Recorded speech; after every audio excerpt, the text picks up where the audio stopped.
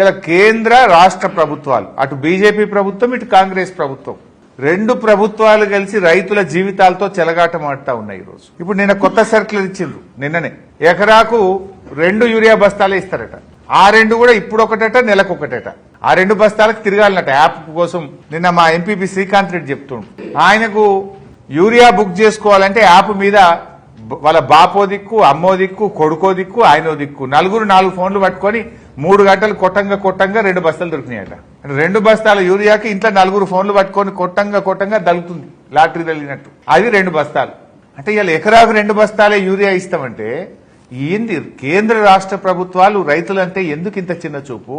ఇలా ఇంతమంది ఎంపీలను గెలిపించి రాష్ట్రంలో అధికారంలోకి ఇస్తే మీరు యూరియా ఇచ్చే తెలివి కూడా లేదా మీకు?